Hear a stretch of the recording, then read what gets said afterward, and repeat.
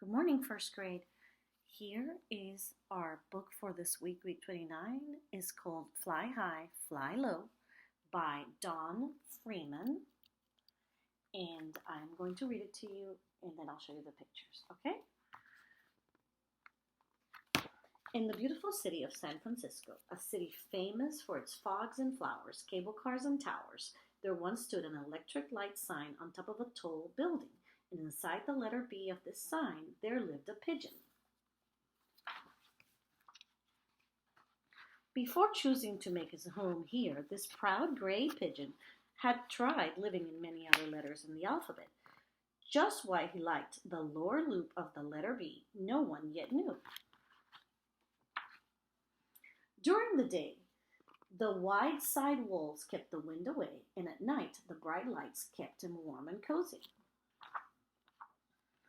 The pigeons who roosted along the ledges of the buildings across the street thought he was a pretty persnickety pigeon, to live where he did.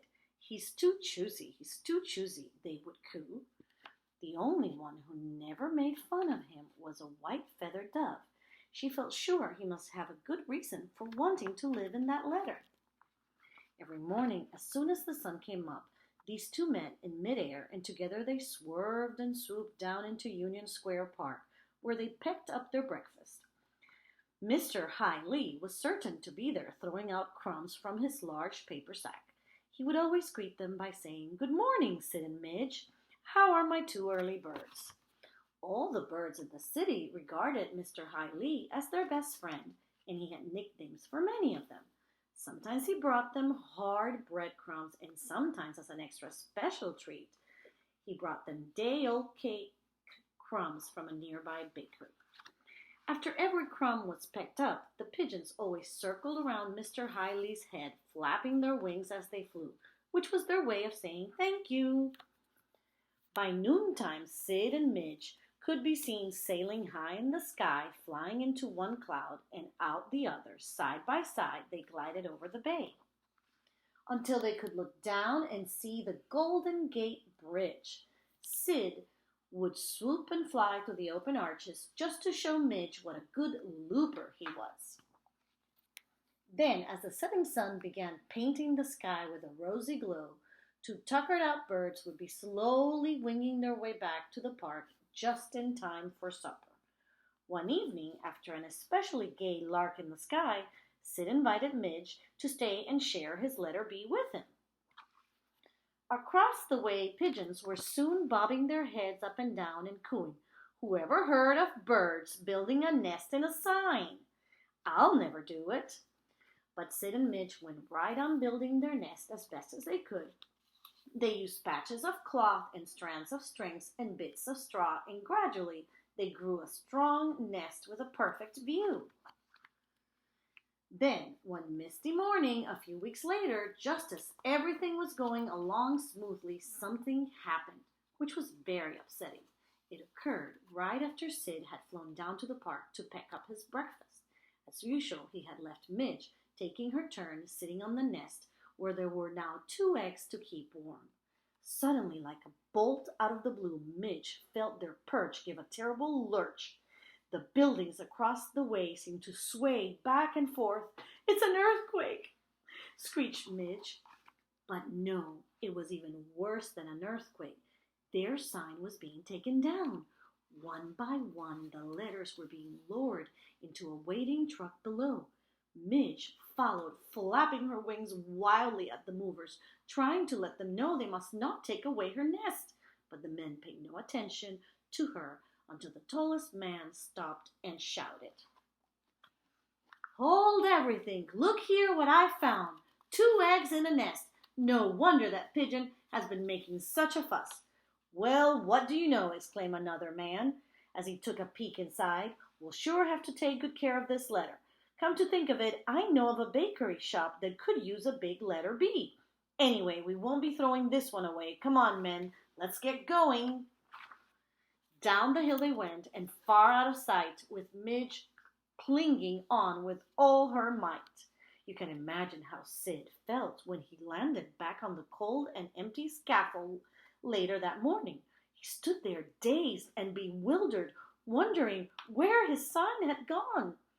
Where was his Midge, and where, oh where, was their nest with those two precious eggs? He looked around on all sides, but not a trace of his sign did he see. Suddenly off he flew, first to the waterfront. Possibly the sign was being loaded onto a boat. Sid was sure that wherever that particular letter B was, there too Midge would be. He looked high and he looked low, but not a sign of his letter did he spy.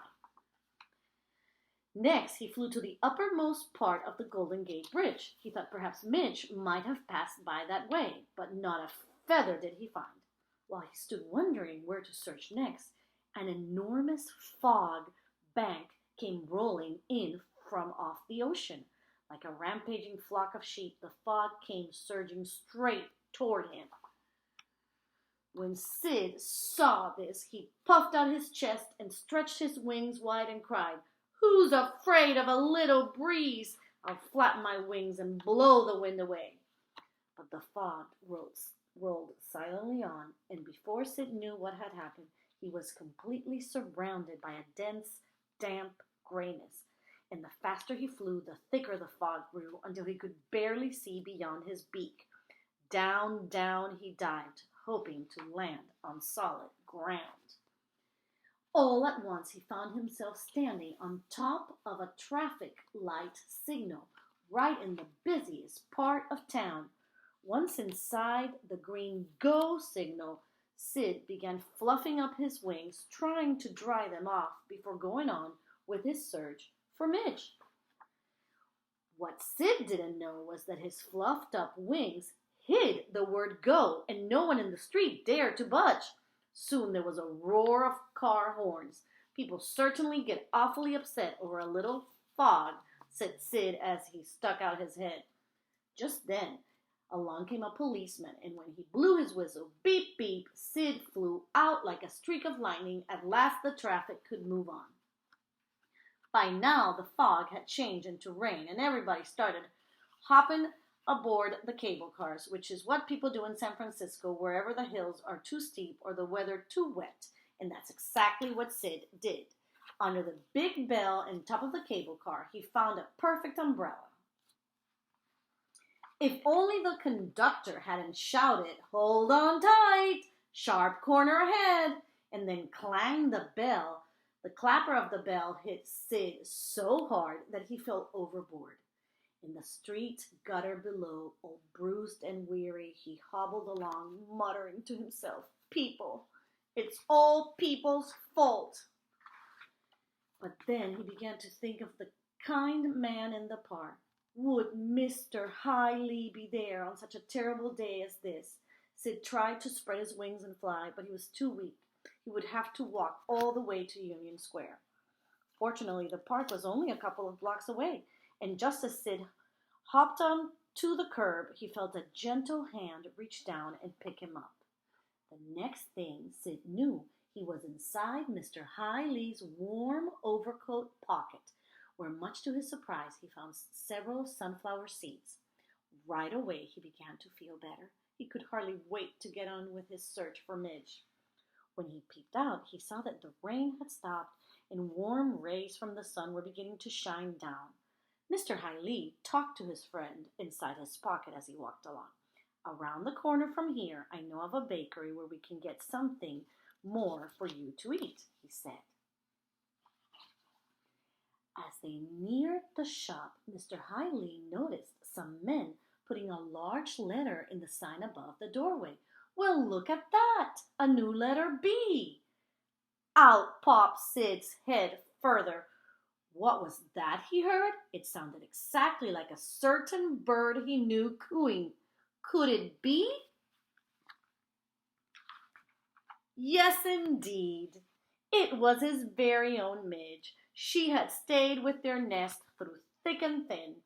Up flew Sid with like an arrow shot from a bow. And oh, what a meeting it was, such billing and cooing as you've never heard. And no wonder, for their two eggs were just about to hatch. Out came two tiny beaks breaking through their shells. And out of the bakery shop came the baker and his customers. They all wanted to know what the excitement was about.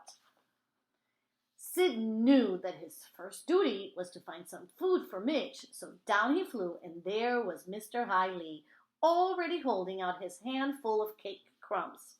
After taking the crumbs to Midge, Sid hurried right back down, and this time he circled around and around Mr. Hiley's head, flapping his wings happily, and we know what he meant by that. Thank you. Sometime later, when their old neighbors came flying by, they saw Sid and Midge peacefully perched in the lower loop of the letter B and the two little ones in the upper loop. Oh, those lucky birds, they cooed as they flew away. Sid certainly did know what he was doing when he chose that letter B. Let's look at the pictures. Fly high, fly low. Oh, shh, my cookie dogs are barking. All right, there it is, San Francisco. And let's see what's next after San Francisco. Make sure that you guys can see. There's the letter B, and he lives in the bottom of the letter B. And, oh, I'm sorry. And there he is flying all around. And here is the park where Mr. Hiley, that's Mr. Hiley there, gives them their food. There's the Golden Gate Bridge. It's beautiful. And there they are flying, having a great day. And there are all the other pigeons making fun of them. And here we are. They're making their, oh, this is when they come and start moving the letter B. Poor Midge gets so scared. There they are, removing the letter B. There's Midge flapping around, going crazy. And there comes Sid and finds that his letter B is missing. And there he's looking for her.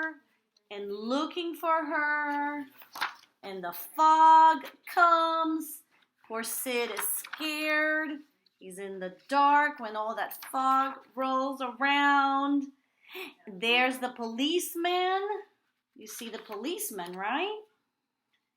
And he has gotten into the light, into the traffic light.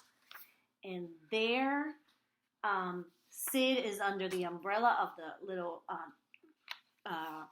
train car, or whatever that's called, that little car that goes around the city. It's like a little bus, kind of like sometimes we have those little buses downtown, but this is on track, so it's like a little train.